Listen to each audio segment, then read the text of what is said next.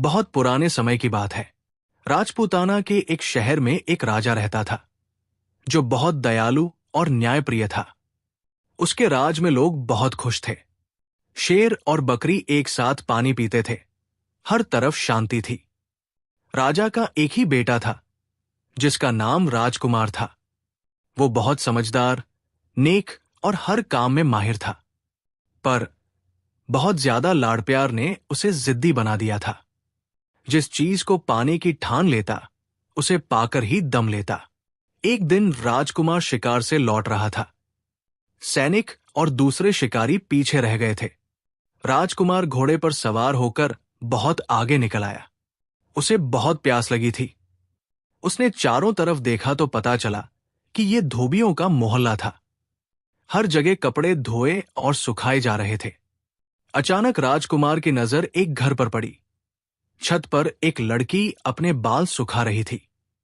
राजकुमार उसे देखता ही रह गया। उसने इतनी खूबसूरत लड़की पहले कभी नहीं देखी थी। ऐसा लग रहा था मानो उसके काले, लंबे बालों के बीच चांद जैसा चेहरा चमक रहा हो। लड़की की नजर भी राजकुमार पर पड़ी और वो तुरंत दुपट्टे से खुद को ढककर नीचे उतर गई। राजकुमार जैसे होश में आया, इतने में उसके साथी और नौकर भी वहां आ गए और राजकुमार को मजबूरन महल वापस आना पड़ा। उसकी आंखों से वो सुंदर सूरत हट नहीं रही थी। उसने अपने खास नौकरों को भेजकर पता करवाया तो मालूम हुआ कि वो एक धोबी का घर था और वो धोबी की लड़की थी।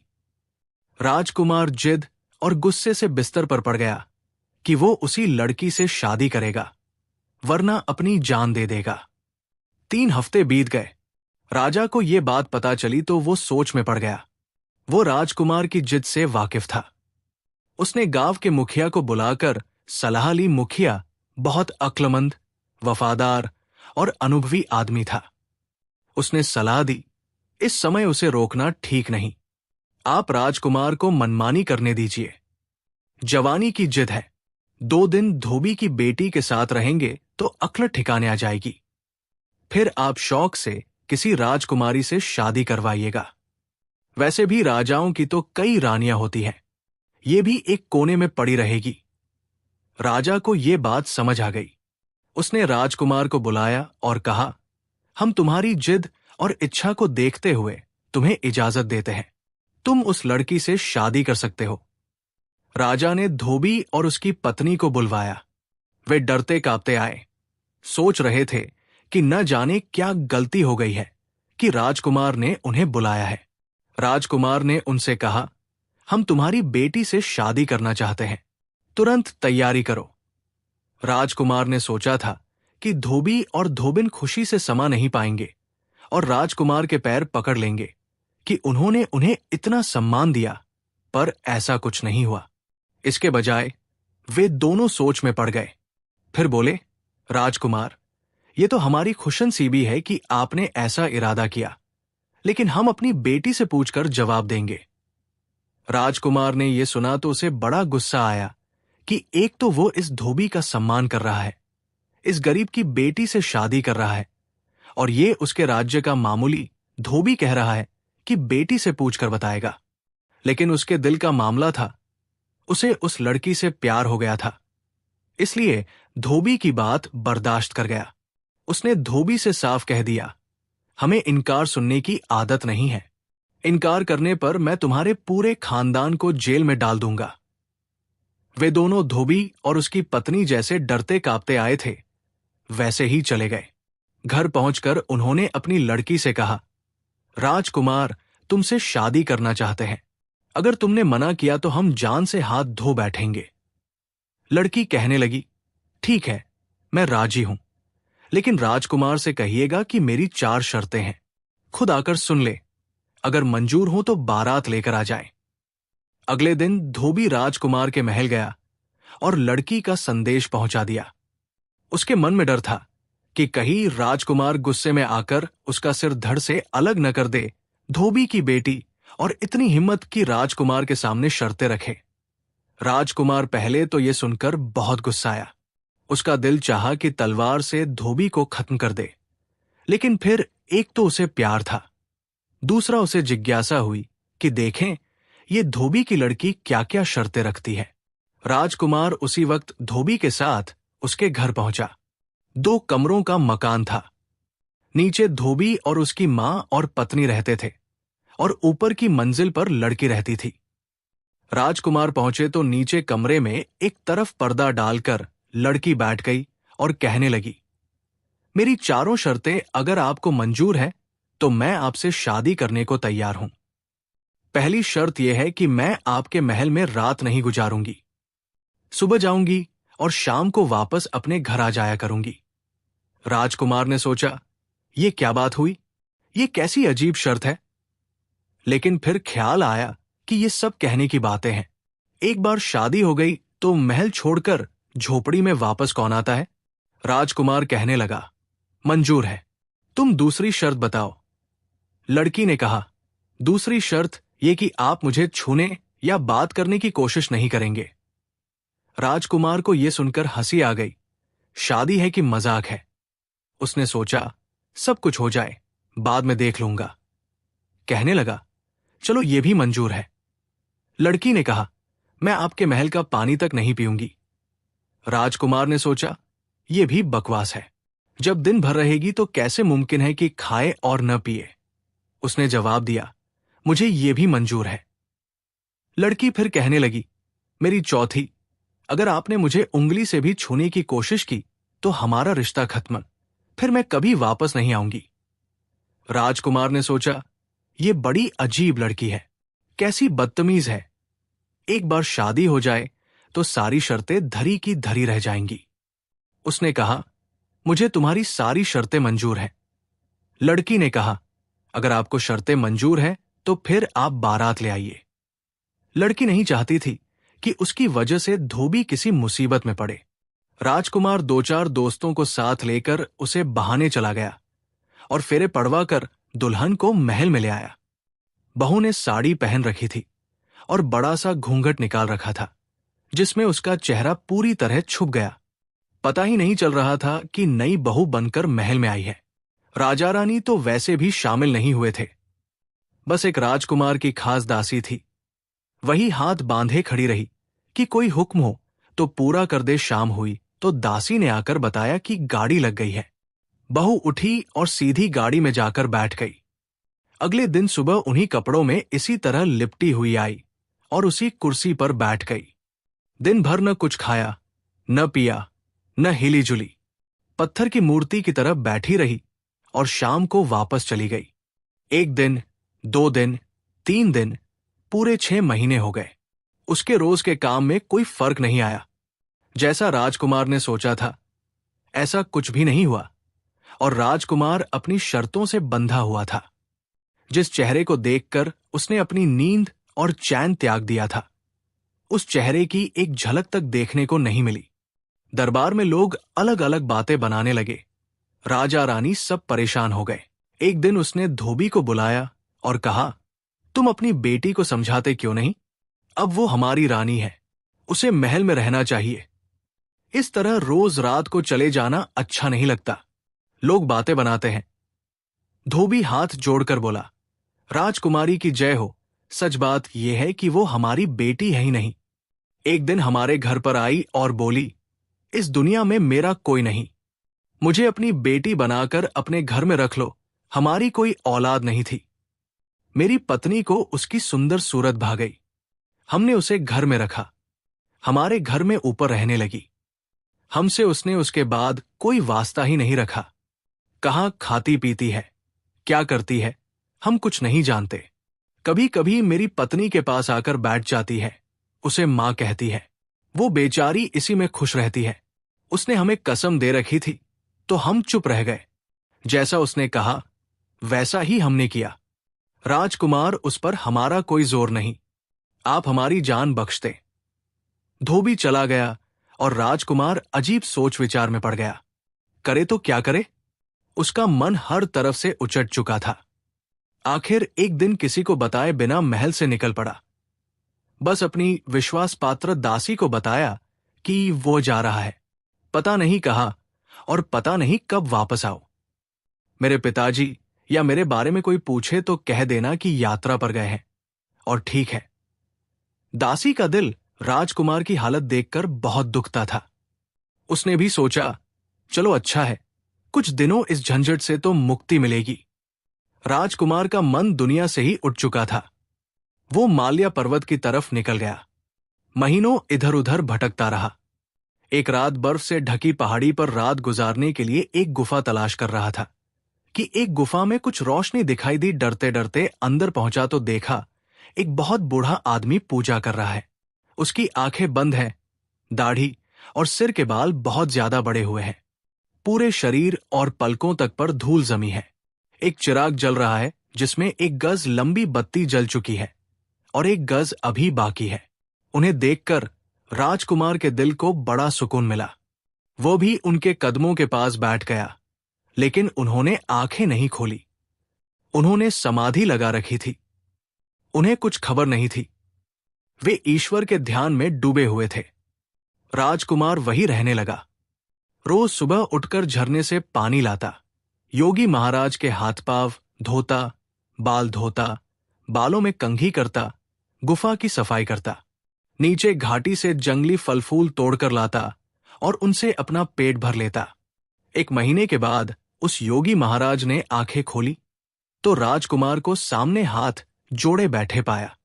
राजकुमार ने उन्हें पानी पिलाया, जंगली फल फूल खिलाए, उनके हाथ पांव दबाए। योगी महाराज बोले, बच्चा, तू राजकुमार है।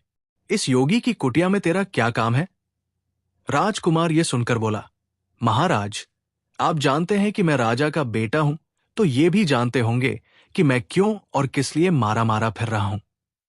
मेरे माता पिता मेरे लिए परेशान होंगे, पर मेरा वापस जाने का मन नहीं चाहता है। वो महाराज बोले, बच्चा, योगियों से कुछ छुपा नहीं। तूने बड़ी गलती की जो उस लड़की से शादी की, पर तूने हमारी इतने दिन सेवा की है तो हम तुझे खाली हाथ नहीं भेजेंगे। ले, ये रख ले, तू सबको देख सकेगा, लेकिन तुझे कोई नहीं देख पाएगा। घर जाए तो तू ये राख माथे पर लगाकर उसके साथ चले जाना। तुझे आप ये पता चल जाएगा कि वो कौन है और उसकी क्या मजबूरी है। हमारी दुआएं तेरे साथ है, तेरे मन की मुराद जरूर पूरी होगी। उस योगी महाराज ने अपने चिराग की जली हुई बत्ती की राख उसे दी, जिसे राजकुमार ने संभाल कर कपड़े में बांध कर रख लिया और योगी को अलविदा कहकर चल दिया। कई दिन का सफर तय करने के बाद वापस महल में पहुंचा तो इस हाल में कि कपड़े फट गए थे, पांव में छाले पड़ गए थे और बहुत दुबला और कमजोर हो गया था। कमरे में धोबी की लड़की उसी तरह उन्हीं कपड़ों में कुर्सी पर बैठी थी। दासी राजकुमार को देखकर बहुत खुश हुई। कहने लगी, राजकुमार कहाँ चले गए थे और ये क्या हाल बना लिया है? राजा और रानी भी लगातार आपके बारे में पूछते रहते हैं। मैं यही कह देती कि आप यात्रा पर गए हैं और ठीक है। आज राजकुमार बहुत खुश था। उसने गर्म पानी से स्नान किया, बाल कटवाए और पेट भरकर खाना खाया। उसने दासी से पूछा, क्या ये मेरे पीछे भी रोज इसी तरह आती थी? दासी ने बताया कि उसके नियम में कोई फर्क नहीं आया था, वो रोज उसी तरह आती थी। राजकुमार ने कहा, मैं बहुत थका हुआ हूं, अब सोऊंगा, लेकिन शाम को जब ये घर जाने लगे तो मुझे जगा देना। शाम को जब धोबी की लड़की के जाने का वक्त हुआ तो उस दासी ने राजकुमार को जगा दिया। राजकुमार ने झट माथे पर साधु महाराज की दी हुई राख लगा ली और उसके साथ हो लिया। अगले दिन सुबह सुबह राजकुमार वापस आए और दासी से बोला, आज मैं उसी कमरे में सोऊंगा। जब वो धोबी की लड़की आकर बैठ जाए तो तुम आकर मुझे जगाना और मुझसे पूछना कि दिन चढ़ गया है, मैं उठता क्यों नहीं हूं। मैं जो न बताना चाहूं उसे भी जिद करके पूछना। दासी समझदार थी, समझ गई कि राजकुमार का क्या मतलब है। जब धोबी की लड़की आकर अपनी कुर्सी पर बैठ गई तो दासी ने आकर राजकुमार को जगाना शुरू किया। राजकुमार पहले तो जागा नहीं। जब जागा तो दासी को डांटने लगा, क्या मुसीबत आ गई है? क्यों जगा दिया मुझे? मैं इतना अच्छा ख्वाब देख रहा था, मेरा ख्वाब तोड़ दिया तुमने। दासी खुशामद करने लगी। राजकुमार बताइए। पहले तो राजकुमार उसे टालता रहा, फिर बोला, अच्छा, अब तू इतनी जिद कर रही है तो बता देता हूं। मैंने सपने में देखा कि कल रात जब ये धोबी की लड़की उठकर यहां से गई तो मैं भी इसके साथ साथ चला। ये गाड़ी में बैठी तो मैं भी साथ बैठ गया। सच थोड़ी ख्वाब में, मैं तो ख्वाब में इसके साथ गया था।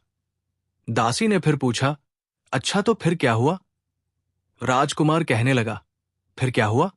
मैं जोर जोर से घोड़ा गाड़ी हिला रहा था और ये गाड़ीवान को डांट रही थी कि आज ये कैसे गाड़ी चला रहे हो। गाड़ीवान बेचारा बोला, राजकुमारी मैं तो रोज ऐसे ही चलाता हूं। खैर, जैसे धोबी का घर आ गया। ये धोबी की लड़की धोबी धोबन के पास तो नहीं, सीधे चढ़कर ऊपर पहुंच गई। मैं इसके साथ कमरे में आ गया। क्या सजा हुआ कमरा था! लगता ही नहीं था कि यह धोबी का घर है। सोने चांदी का कालीन बिछा हुआ था, सोने चांदी की कुर्सी रखी थी। राजा के महल से भी ज्यादा खूबसूरती से सजा वो कमरा था। मैं भी कुर्सी पर बैठ गया। दासी पूछने लगी, आप और इनके कमरे में बैठकर कैसी बातें करते हैं? राजकुमार बोला, अरे सच थोड़ी, ये तो सपने में था। दासी ने फिर पूछा, अच्छा बताइए फिर क्या हुआ आपके सपने में? राजकुमार बोला, होना क्या था? इस धोबी की लड़की ने ये साड़ी जो साल भर से पहन कर आ रही है, ऐसे उतार कर फेंकी जैसे किसी भिखारी की साड़ी हो, और अपनी नौकरानी को देने लगी कि हमाम तैयार है। दासी ने जवाब दिया, हाँ राजकुमारी, गर्म पानी तैयार है। ये हमाम में घुस गई तो मैं भी इसके साथ ही उसके।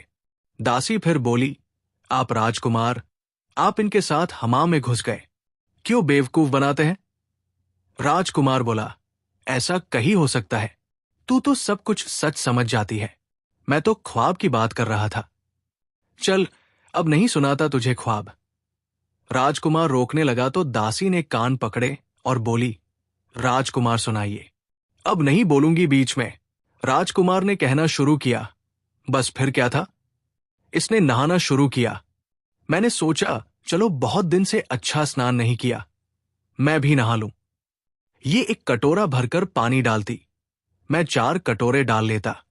इसके शरीर का साबुन भी नहीं छूटा था कि पानी खत्म हो गया। इसने अपनी नौकरानी को आवाज लगाई, आज पानी इतना कम क्यों रखा है? नौकरानी ने कहा, राजकुमारी मैंने उतना ही पानी रखा है जितना रोज रखती हूं, कम हो तो आप और ले लीजिए। वो एक और बाल्टी ले आई, वो भी मैंने खत्म कर डाली। फिर तीसरी बार इसने पानी मंगवाया। जैसे तैसे ये हमाम से निकली। इसी समय नौकरानी को आवाज लगाई, तुरंत खाना लगाओ, बहुत भूख लगी है। सारा दिन भूखा प्यासा बैठना पड़ता है। नौकरानी छत पर गई और आसमान की तरफ हाथ करके खड़ी हो गई। आसमान से एक थाल उतरा जिसमें सोने चांदी के बर्तनों में दुनिया भर के मजेदार पकवान रखे थे। नौकरानी ने अपने लिए थोड़ा खाना निकाला और बाकी थाल लाकर इसके सामने रख दिया। मैंने सोचा लाओ आज मैं भी इसके साथ खाना खा लूं। कितने दिनों से जंगल जंगल घूमते अच्छा खाना नहीं मिला था। ऐसा मजेदार खाना कि क्या बताओ। एक निवाला ये खाती और 4 निवाले में खा जाता। इसका पेट भी नहीं भरा और खाना खत्म हो गया। इसने फिर नौकरानी को डांट पिलाई कि दासी क्या बात है, आज तो कर क्या रही है, इतना सारा खाना रखा है, मैं भूखी रह गई। नौकरानी बेचारी हैरान थी, बोली, राजकुमारी मैंने उतना ही खाना आपके लिए निकाला था जितना रोज निकालती हूं, लीजिए आप मेरे हिस्से का भी ले ले।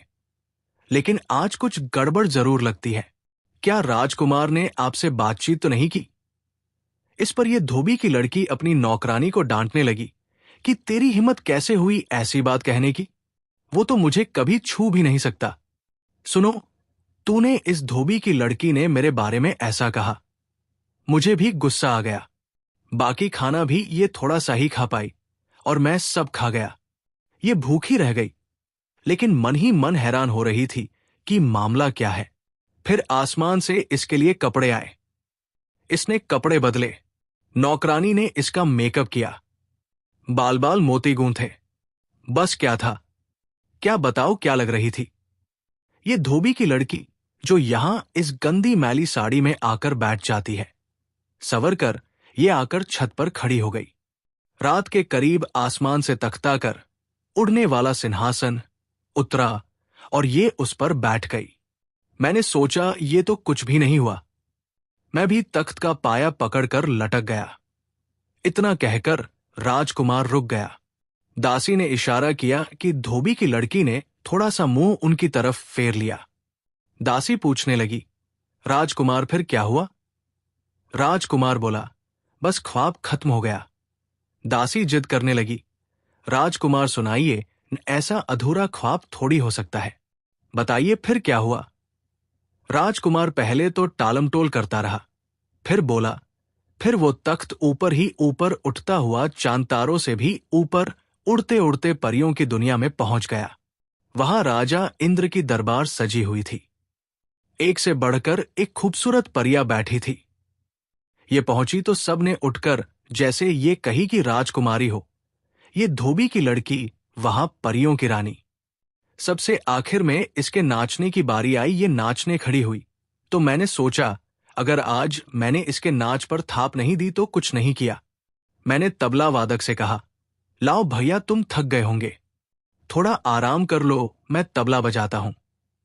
तबला बजाने वाले बेचारे को कोई नजर नहीं आया, लेकिन वो वाकई थक गया था। तबला छोड़कर बैठकर घूमने लगा। मैंने वो तबला बजाया और मेरी थाप पर ये ऐसा नाची कि समा बंध गया। राजा इंद्र ने खुश होकर अपना रेशमी रुमाल इसे इनाम में दिया। इसने झुककर रुमाल लिया, सबको दिखाया और तबला बजाने वाले की तरफ चल दिया। मैंने जल्दी से लेकर जेब में रख लिया। इतना कहकर राजकुमार रुका। धोबी की लड़की अब पूरी तरह उसकी तरफ घूम चुकी थी। राजकुमार जी, हम भी तो देखे वो रुमाल कैसा है। राजकुमार बोला, ये तो ख्वाब था, ख्वाब की चीज भी कहीं दिखाई जा सकती है। लेकिन दासी ने जबरदस्ती राजकुमार के जेब से हाथ डालकर एक रेशमी रुमाल निकाला। कहीं यही तो रुमाल नहीं है। राजकुमार बनावटी गुस्से से बोला, तू बहुत जिद्दी है, मानती नहीं ना। हां, यही तो था, पता नहीं मेरी जेब में कहां से आ गया। धोबी की लड़की का दुपट्टा छोटा हो गया। वो पूरी तरह उनकी तरफ मुड़ चुकी थी। दासी ने फिर से कहा, सुनाइए राजकुमार, फिर क्या हुआ? राजकुमार कहने लगा, होना क्या था? राजा इंद्र ने इससे दोबारा नाच करने की फरमाइश की। मैंने फिर ढोल संभाला। जितना अच्छा मैंने ढोल बजाया, ये उतना ही अच्छा नाचती रही।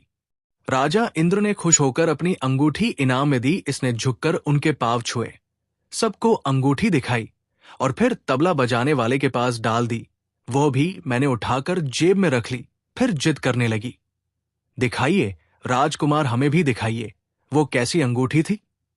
राजकुमार, दासी तो बेवकूफ है। अब एक चीज सही हो गई तो इत्तेफाक से इसका ये मतलब नहीं कि सब बातें निकल ही ली और पूछने लगी, राजकुमार, क्या यही अंगूठी है? राजकुमार बोला, अरे हां, यही तो थी, लेकिन मेरी जेब में कहां से आ गई? दासी ने इशारा किया। धोबिन की लड़की का घूंघट ऊपर उठ चुका था, लेकिन राजकुमार और दासी ऐसे दिखा रहे थे जैसे उन्होंने देखा ही नहीं। दासी ने पूछा, फिर क्या हुआ राजकुमार? राजकुमार, राजकुमार, मैंने भी ऐसा तबला बजाया कि जान लड़ा दी, और ये भी ऐसा नाची कि जिसका जवाब पूरे परियों की दुनिया में नहीं था। नाच खत्म हुआ तो राजा इंद्र उठ खड़े। राजा इंद्र दरबार से उठकर गए और ये भी भागकर उड़ान खटोली पर बैठी। जल्दी में अपना ही इनाम तबला बजाने वाले से नहीं सोचा होगा कि कल ले लेगी। इसे क्या पता था कि वो सब तो मेरे पास था। इसका तख्त उड़ा और मैं फिर इसके पंख से लटक कर नीचे आ गया। बस यही तक देखा था कि तूने आकर जगा दिया। दासी कहने लगी, राजकुमार, अब वो हार भी दिखाइए। राजकुमार ने कहा, अरे दासी, वो ख्वाब था, हार मेरे पास कहां से आया? लेकिन दासी नहीं मानी और राजकुमार की दूसरी जेब से मोतियों का हार निकालते हुए पूछा, क्या यही हार था? अब तो धोबी की लड़की कुर्सी से उठकर राजकुमार के पास आ गई और बोली, राजकुमार, अब तो आप जान ही गए होंगे कि मैं धोबी की लड़की नहीं हूं, मैं परियों की दुनिया की एक परी हूं। अब मेरी कहानी भी सुन लीजिए। परियों की दुनिया में मुझसे ज्यादा अच्छी नाचने वाली और कोई नहीं थी। राजा इंद्र रोज मेरा नाच देखकर ही दरबार करते थे। एक रात मेरी तबीयत खराब थी, सिर में बहुत दर्द था। दरबार से बुलावा आया तो मैंने मना कर दिया, लेकिन राजा को मेरे बिना चैन कहा। दोबारा बुलावा आया तो मुझे गुस्सा आ गया। मैंने कह दिया, राजा से कहना इस नाम की भी कोई चीज है उनके पास या नहीं। यहां मैं दर्द से तड़प रही हूं और उनको अपने नाच की पड़ी है। संदेश लाने वाले ने जाकर उसी तरह राजा से कहा। राजा इंद्र तो गुस्से में आग बबूला हो गए। तुरंत मुझे बुलाया। मैं डरती कांपती पहुंची तो उन्होंने कहा, बड़ा नखरा हो गया है तुझे अपने आप पर। जा, मैं तुझे बद्दुआ देता हूं। तुझे साल भर धरती पर लड़की बनकर रहना पड़ेगा और अपनी पहचान छुपानी होगी। अगर किसी को पता चल गया कि तू परी है या किसी मर्द ने तुझे छू लिया तो कभी परियों की दुनिया में वापस नहीं आ सकेगी। मैं बहुत रोई, गिड़गिड़ाई, माफी मांगी। राजा ने कहा, मैं अपनी बद्दुआ वापस तो नहीं ले सकता। हां, इतना जरूर है, तुझे रोज रात को तख्त भेजकर परियों की दुनिया में वापस बुला लिया करूंगा, लेकिन साल तुझे धरती पर ही काटना पड़ेगा। मेरे पंख नोच लिए गए और मुझे धरती पर फेंक दिया गया। मेरे साथ मेरी दासी को भी धरती पर आना पड़ा। मैंने अपने लिए धोबी का घर पसंद किया और धोबी की लड़की बनकर रहने लगी ताकि किसी को मुझ पर शक न हो। लेकिन मेरी किस्मत में आपकी सेवा करना लिखा था।